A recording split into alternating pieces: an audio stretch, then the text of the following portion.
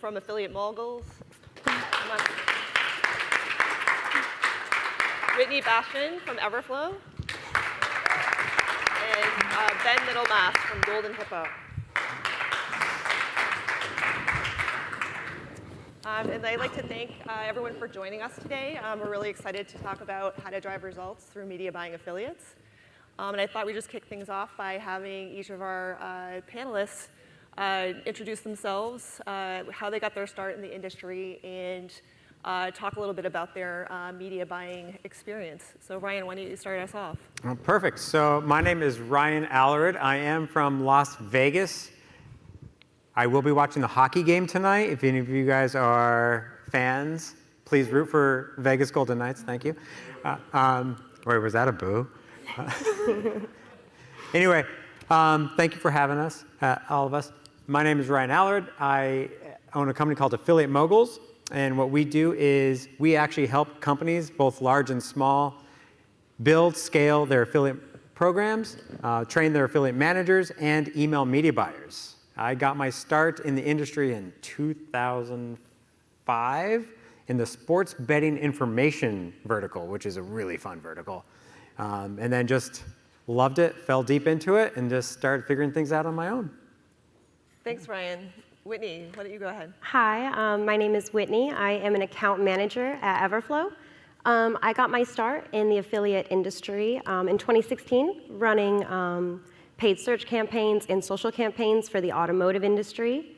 From there, I was an account manager at Rev Content, which is a native buying platform, or a native network. And then I was a media buyer on native networks for 3.5 years. And now I've kind of switched to the other side after using Everflow to teaching others how to use the platform that was so successful for me. All right, Ben, finish this up. I'm Ben Middlemass. I'm the Senior Director of Partnerships at Golden Hippo. Golden Hippo, for those of you who don't know what it is a kind of holding company for a bunch of different direct response brands. So Gundry MD, Dr. Marty Pets. We sell through these VSL ads that I'm sure you've seen or you've not realized that you've seen. I got my start in the industry. I kind of fell into it. I went to Canada after university to work as a ski instructor. And I was like, well, I stayed for the summertime and worked as a zipline guide. I was like, well, this is great, but not that useful. So I asked if there was anything in the office. And they had me doing these referral like leaflets that would hand out to all the shops around the area. And little did I know at the time that was like an offline affiliate marketing, and it kind of went from there. And here I am now. Thanks, Ben. All right, so let's kick it off with our first question. One of the things that a lot of affiliate marketers want to know is why you should include media buying affiliates in your program, and what kind of impact have you seen them have once they've kind of joined your program? Yeah, so when you think about your affiliate program, a lot of people think your classic email affiliates, which is part of it. But what you need to think about is how important is your affiliate program to your business? Is it 5% of your revenue, 20%, 100%? How much is it? But once you get around 10 to 20% of your overall revenue as affiliate revenue, you need to treat your affiliate department like a true department. Most companies don't do this. They just think, oh, I have an affiliate manager, they're gonna come, we'll send them to a conference, get email swaps, and they don't think of it. You need to actually think of it as a mature department. So within that department, you have your email affiliates, you have your media buying affiliates, and you can actually really have them mature. So it's vital, in my opinion, that you have media buying as part of your affiliates. Yeah, I can kind of piggyback off of that. During my time as a specifically native media buyer, anybody who's run on native knows that it is an incredibly difficult channel to master. So for a lot of our clients, they just didn't have the bandwidth or the expertise to run their own native media buying campaigns, and that's when they would come to us because it is what we knew, it was the bread and butter. So we were able to scale where these companies otherwise could not. And we kind of took on a lot of the risk running on in-house funds on a CPA basis.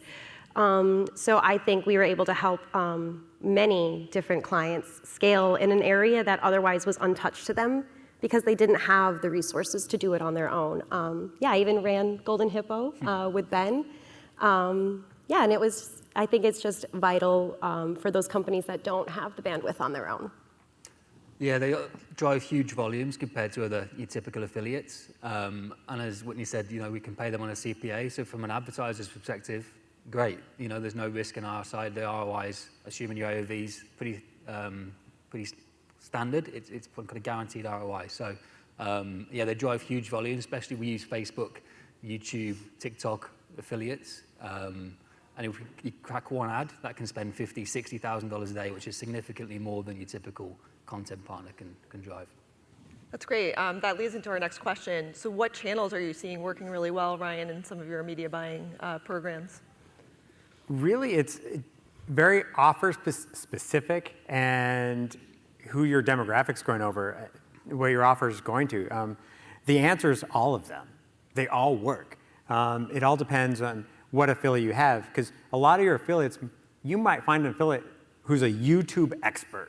Like, they can monetize YouTube better than everything else, but can't do anything on Facebook. So you need to find out your affiliates, like, what are their strengths?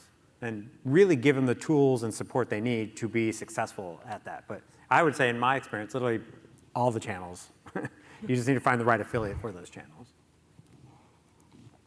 Yeah, I think Facebook and Google are obviously the biggest platforms out there, but there's also lots of different mini native networks, like your Tap Natives and Outbrains to Ballers, not so little, but they also contribute a significant amount of volume as well, if you can crack them. Yeah, and I've actually had a recent success. It's not for every product, but it's kind of like the forgotten social network that you can actually buy ads on and make money at is LinkedIn. A lot of people just forget about it, but guess what? The competition's not there, which means cheaper leads, it's easier, less competition. So if you have a product that could work with the LinkedIn crowd, definitely make sure you give that a look. So we've talked about the different channels and finding media buyers that can operate in those channels, but what criteria should you look at when you're kind of looking at these different media buying affiliates? How can you tell if they're going to be a good fit for a program? Vet them, vet them, vet them. I try to vet anytime I have an affiliate who's going to be purchasing ads for my company or a client's company or using my name, you want to vet them, because it really takes one affiliate to take you down, to say the wrong thing. Like, here's a diet pill. Guess what? It cures cancer and you'll lose 30 pounds in a day. That's not going to be good for you. So vet them. There's a good thing you can do. Resources, you can actually create, we did this over at Agora, we created a vetting form. It's just an online, kind of like a type form, where you have all these questions, vetting them.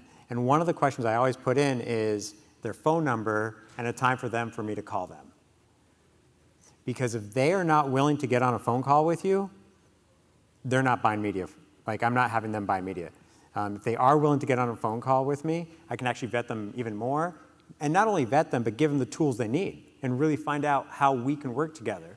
And really, it's not a numbers game. I don't want 1 million media buying affiliates. I want very few, but few trusted that can scale. Absolutely. Piggyback off what Ryan said there, vet them. These kind of conferences where you go and see people in person, they're so valuable to work people out, and get that transparency that you need, especially in the industry that myself and Ryan work in the health and wellness. Saying that one thing can really bring down your one business, bring down the whole business. So making sure you have approval sheets, knowing exactly what is out there, using spy tools as well, just at the beginning of the relationship to make sure that they're doing what they're actually saying they're doing. That makes sense. You mentioned conferences, but where have you, what are some methods that you've used to find and recruit media buying affiliates for your programs?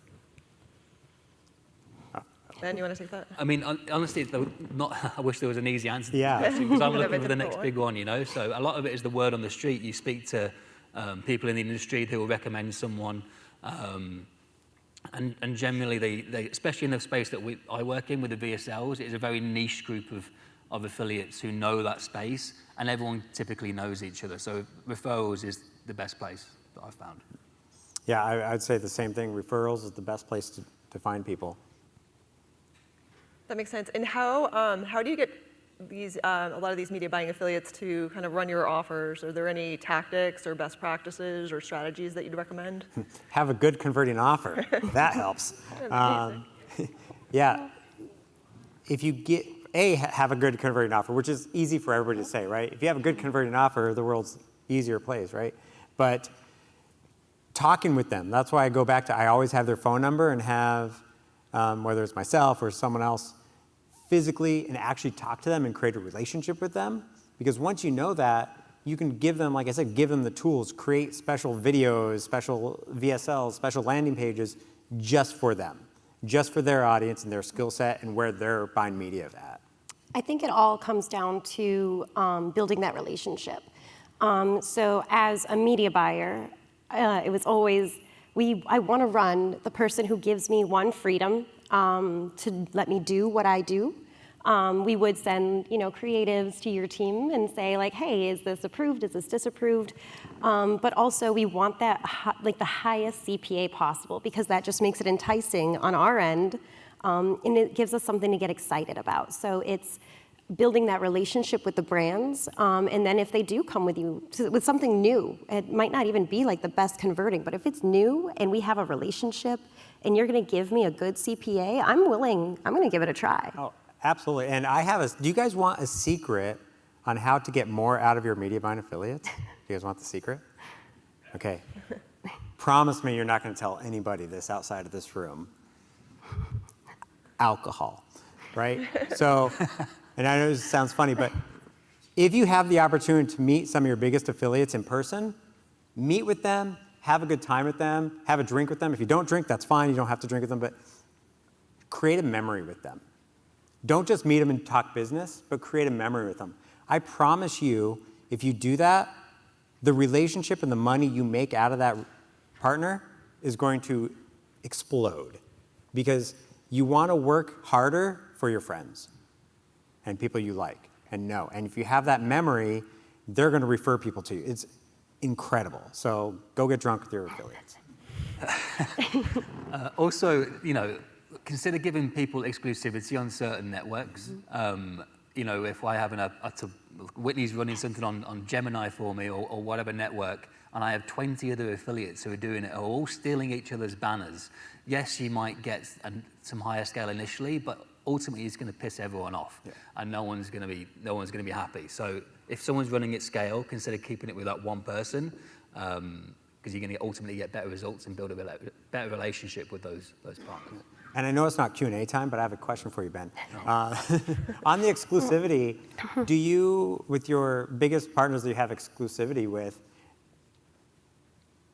how often do you rate that to make sure it's a good relationship? Do they have to hit certain metrics on a monthly or quarterly basis? Like, what happens if they're not hitting those? I mean, you have to have those candid conversations with the partners, and it depends on the network as to what those, what that time period is. Something like Facebook, it takes a while for the algorithm to learn. It's not going to, if I turn a campaign on today, unless it's an absolute killer campaign, it's probably not going to work initially. It's going to take, 15, 30, 45 days to get working, versus like a Taboola or an Outbrain or whatever, if you've got a good ad, it's probably going to work a lot quicker out the gate. So that really depends, depending on the network.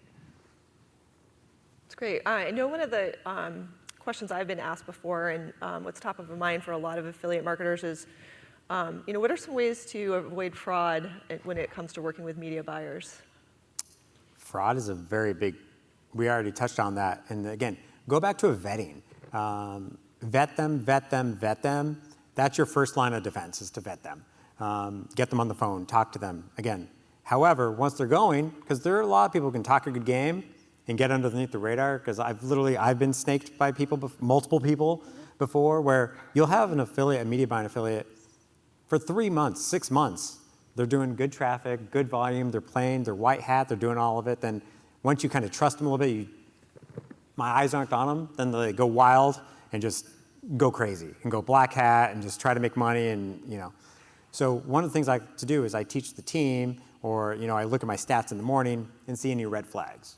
Like, do you have a bunch of sales within a short period of time from one affiliate, especially with no upsells? Like if nobody's buying an upsell and, or do you have sales coming in at very good increments, like to the second, like increment times coming in?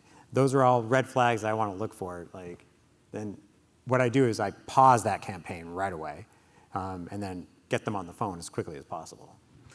Yeah, typically the shady affiliates are not that responsive. And say what Ryan was saying, some of those key indicators as well, like duplicate IP addresses. And if you know, like for a funnel like Golden Hippos, it's going to take 40 minutes for someone to get through the funnel. If there are 100 conversions and there's like from click to conversion is 2 minutes, there's something shady going on there. So.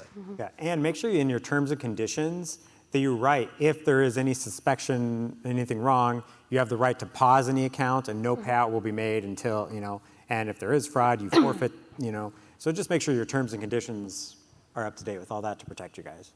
I think when it comes to fraud, it also, again, always comes back to like that communication and that relationship. Being able to reach out to a good affiliate and say, hey, something's looking a little weird on my end, and then we can look into it and say, oh, you're right, that looks a little sketchy. So sometimes you'll get hit with like a bot or something if it's unintentional, but it's just that communication is fantastic for getting the problem fixed immediately. Yeah, I had an affiliate one time that was doing great. We were doing business for like a year, doing really good business, and then without me knowing, he actually took his exclusive time, this exclusive offer, and like farmed it out to an affiliate. And he was making that was not a pretty conversation to have. That doesn't sound like a pretty No, conversation. but it just goes to show you that you need to keep, anytime you have, and this goes to even email affiliates, media buying affiliates, you need to keep your eyes on your stats, period. Right, you probably need someone who's dedicated to that account, like a content partner. You put it out there, there's not that much that's going to go wrong with it. With a media buyer, you give it a couple of days, it could go of the Swanee. So. Yeah. So it sounds like watch your media buying activity, monitor it regularly, and make sure you're having ongoing conversations to mitigate some of those fraud challenges. One of the questions that we talked about before when we were kind of talking backstage was about just some tactics to keep some of the affiliate media buyers from competing with your in-house teams. And what have you seen, from your experiences, what have you seen work well before? I mean, typically we wouldn't do that unless it's like spending less than $5,000 a day. We would try and keep it exclusive to either internal or to a partner. And so you have to have those candid conversations of like, this isn't working, we need to pause, we need to try and get a different agency working or a different media buyer. So we try and avoid having that competition. Yeah, I mean, Ben's going to be the expert on that one. Okay, we'll skip to the next question. So once you kind of see some traction with the media buying affiliates in your program, what are some ways to scale them? Like, how do you kind of grow those relationships and grow your performance with these media buying partners? Yeah, the first thing I do is buy them a drink, but then I see if they're good with one offer, let's give them other offers to promote. And again, even if I don't want to give exclusivity, one thing, because some companies don't like exclusivity, but what I can do is I can give them exclusivity for the first couple months, or the first right to use it. Say, hey, I'm going to broadcast it to other affiliates, they can use it, but you get the first right, to help test it out, to help do this, and it's really yours for X period of time. But that knowing that they're going to get the first offer, first crack at the new offers is usually pretty enticing because they can make money. They have a leg up on everybody, or potentially do an exclusive. And make use of that data as well, being able to pass through different fields and sub-IDs. It might be that you're paying a partner $100, but just be candid with what your goals are. At the end, we can't pay anymore because the AOV is X amount. However, if you pass through your partner ID or like the ad ID, it might be that we can pay you different CPAs if we can work together to get that AOV up. So just being completely transparent with the partner as to what your goals are as well. And that's what I was going to mention, increasing the CPA. Even by a small amount, if you're sending volume, a couple of dollars on a CPA is enough to significantly scale a campaign, because when you're doing it at volume, it's just easier to start stacking money. So as a buyer, if you wanted them to scale, just give them something a little enticing, and they're going to work to make that work. Yeah, everyone likes money, and if maybe you're at the top of your allowable CPA on what you're paying someone, but you want them to scale faster, what you can do is increase the frequency of their payouts. So go from monthly to every other week, to every week, to there was one time we were paying someone every 2 days because they're that big of affiliate because, boom, get more cash in their pocket, go, go, go. So the frequency you pay out on affiliate can really help. All right, so I'm going to switch gears a little bit and talk about technology. And one of the hot topics right now is AI. And what are some of the ways that AI is going to impact media buying and media buys and overall marketing strategy? I think AI, well, we've already seen it, enables a smaller company or one-man operation to produce massive amounts of content. I also think we're going to see a lot more misinformation and typos because AI is only as good as the input you put into it at first. It's not a perfect science, and I think a lot of these people are going to want to create so much content and so many ads and so many posts and whatnot that they're not going to check it with an eagle eye, especially at first. So that poses another problem that we need to keep a track on our affiliates, like who are using AI, that we know they're using AI, to make sure that they're not saying anything they're not supposed to say. I agree with that, but I can also see AI kind of allowing a single media buyer to do more scale. So as a native buyer, my job was pretty much everything that was in the ad. I was writing advertorials, I was taking images, I was writing headlines, and I would spend, a day just writing multiple advertorials, where now that can be done in minutes. So I think that it will allow a small team to be able to pump out, like you said, so much more content, which would just be very interesting because now I no longer have to use my iPhone and take photos with this product. I can just have it generated. So I think it'll definitely be interesting to see whether or not the quality stays where it has been. But it also, there's one thing, especially on native, is you always need to be testing. So if I can create this content so much faster, maybe I reach that profitable ad that much faster and then scale faster. So I think it's just going to push everything at such a speed that, especially speaking for the native space, we haven't seen yet. Because there is kind of like that laziness with once you have an ad that works, you don't want to go take more and you don't want to write an advertorial. So I think it's gonna, I don't know, I think it's gonna move things at a speed that we haven't seen yet. Yeah, it's right in what Whitney said there. Yeah, it's like for native, it could take 50 banners to hit a winner. Yeah. And versus you go now and take it with your iPhone, you could put it in Mid-Journey and say, create me 50 different images that are similar to this. And technology like the AI, the text to video is crazy good. And like you could train my voice, not that you want to, and put it on a video, and then you make it say whatever you want. So creating YouTube ads is crazy easy with technology like that. Do you think it's going to increase ad costs? Like if there's more people doing more ads, it creates more competition. I think it will create a lot of shady copycats, yeah. Make it a lot easier to... But I think ad costs would go down because I think they're going to be able to make it so good.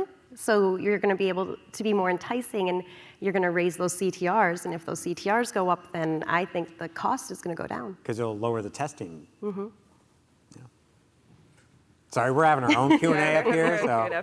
Answer. So just keeping in that same theme of technology and features, what technology and features are you excited about in affiliate marketing? Everflow. Right answer. Yeah, I figured. No, I think AI is a magic, one of those once in a lifetime paradigm shifts that we're going to see again, like with videos, with voices. Like you can do the the deep fake. Is that what it's called? Like deep fake when you I saw one the other day that we were playing around with, and it was crazy. Like it wasn't perfect, but it was pretty good. A direct response, it's good enough, yeah. Like the things AI can do and the speed at which it can do it can change everything we do online. And then obviously with every iOS update that we all love, it's going to get harder and harder to get reliable data from our email sends. So on one end, technology is making it easier to advertise. The other end is making it harder. But I think it's just one of those things where you need to be at conferences like this, where you're talking to people and you go to masterminds to find out, hey, what's working with what's working, what's not working, what have you tested, what can we test? So that the knowledge sharing. I think AI from like a helping you media buy as well. Historically, Facebook has said you have to spend X amount of $1,000 for you to get a decent idea whether this is going to work. You can there's plugins that you can plug into Facebook that says this is within a few $100s. It looks at the indicators that too much data to crunch in an Excel sheet, whether this is going to work based off historic data. So it could make media buying more efficient with that technology as well. So plugins and AI are going to be the future of media buying technology. Yeah, and every new company, every social media platform, every ad platform, they're using all the technology to try to make ads easier to post, more ROI, because again, they have their bottom line they're trying to increase as well. That makes sense. And then what's ahead for media buying? Like, where do you see the future of media buying, especially as it relates to affiliate marketing? It's growing. I think it's definitely growing right now. When you look at affiliates, most affiliates are email affiliates.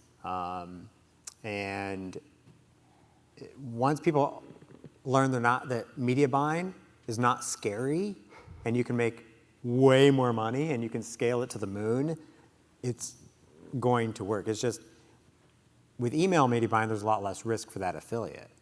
But media buying though, they could lose their ass, right? If they're not doing it right. But again, with AI, with the tools, they can actually scale way more than email ever could. And I think the growth potential is just massive. I think we're seeing a shift in channels a little bit, at least, again, speaking on native, because that's what I knew. They were making it more and more difficult to run on native, just with the restrictions based on user experience. But I think we're definitely seeing that shift towards more UGC. Even in my time, something that I took with my iPhone in my backyard always had a better CTR than an image that I took from a stock site. So I think especially with the rise of TikTok and influencers, and there's that relatability. So I think that some of the future of affiliate marketing is just keeping it personal and moving a little bit more towards that UGC. Looking a little less like an ad and a little more like a recommendation.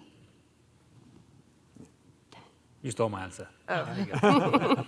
We should have practiced a little bit more ahead of time on that one. So I think that we're close to Q&A. So are there any final thoughts that you want to share before we kind of wrap things up? Yeah, if you have an affiliate program, make sure you have media buying as part of it. But like we were talking up here, don't be scared of it.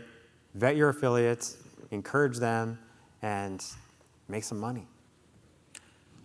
Yeah, it's really hard to hire for a good media buyer, probably because they can make significantly more money if they do it themselves.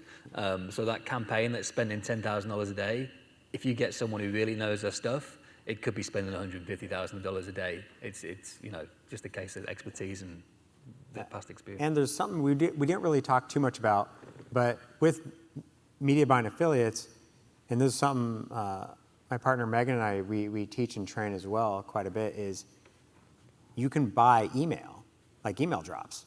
A lot of affiliates just say, hey, I need my email list, or do a JV, or do the media buying on social media or native display, but you can actually encourage your affiliates to be an email media buyer and buy drops on other people's lists, which is great because you still get that warm traffic. It's just they're buying the email. It's just another form of buying email or buying media. Anything else you guys want to say before we take it out to the Q&A? No? No. Any questions from the audience? My birthday was yesterday. You could say happy birthday. Great. Well, thank you all for joining us. Thank you. I hope everyone learned a lot about media buying and affiliate marketing, and a lot of great information about vetting affiliates, where to find them, what channels to leverage, and the impact of AI, which was really interesting. So I hope you all enjoyed it, and thanks so much for